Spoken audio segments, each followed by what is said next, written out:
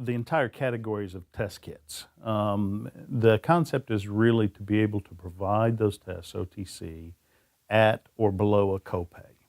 So when we talk with third-party payers, Cigna, United, Blue Cross, some of the big health insurance companies, they're very excited about this. They're talking about being willing to pay for 5 per family member per year if we could provide them at the price of a copay. So, right now, what happened with my kids growing up, one of them would come home with a sore throat. That meant my wife or I, one, ended up taking off work, probably taking the other child with us, going to the doctor's office and sitting there for a couple hours. And, if they didn't have strep throat before they went, they probably did by the time they left. And no matter what, you had a prescription for amoxicillin. So what they're envisioning is really being able to sell a test kit or provide a test that a mom could take home or a caregiver could take home and test the child and say, yes, this is strep throat, we need to get to the doctor. Or no, it's not, it looks like it's sinus drainage. So that the consumer, the caregiver, the decision maker can make more intelligent, quicker decisions about their health care. We started out, we did 7 test kits. We developed 7. 3 of them were toxicology tests. This was proof that we could do small molecules. So they were acetaminophen, aspirin, and methanol, toxicity. That's proof that we could do anything from drugs of abuse to glucose. Then we did 3 cardiac markers to see how far we could drive sensitivity of the assay. We did troponin, troponin-myoglobin, and HFA-BP.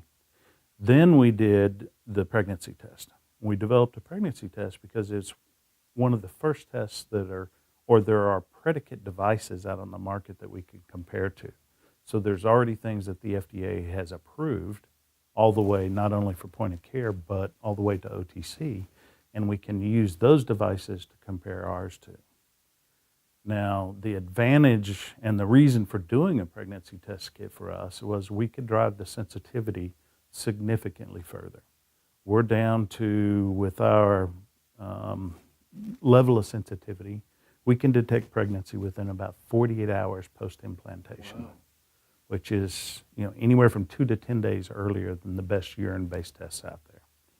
We're getting the exact same level of sensitivity and specificity as a laboratory-based test, and they can do it at home with a single, simple finger stick. The whole concept really is it's as simple as you prick your finger. Think about the glucose testing. You prick your finger, you touch the device to it, it sucks the blood up in there, you just lay it down, and 10 minutes later you've got your result. So you start out with what's called a 510K. And with that 510K, you prove sensitivity, specificity, accuracy, and precision. Then the next step is, and with that 510K, you can sell to professional trained personnel, so laboratories, whether it's, a hospital laboratory or one of the big laboratories. The next approval process is called CLIA waiver. What you're doing there is proving usability.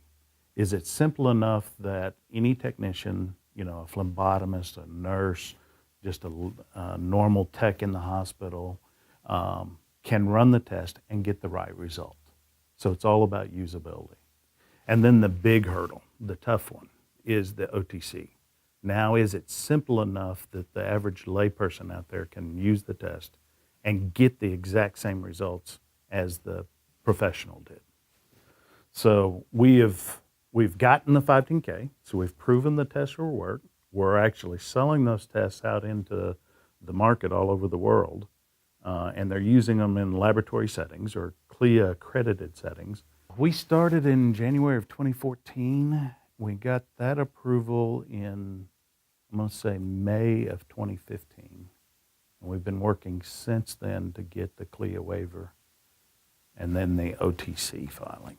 I mean, if you think about the point of care, and even with just our first product, we have some 36 products in our pipeline. Our first product, the pregnancy test, if you think about the emergency room and urgent care centers, everything there is counterindicated to pregnancy. whether it's an X-ray or, Yep. any kind of medication they want to give them besides basically Tylenol, could harm the fetus.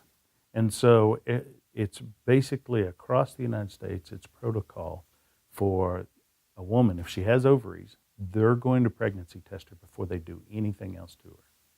And so they have a significant problem with false negatives in the urine-based tests. Right.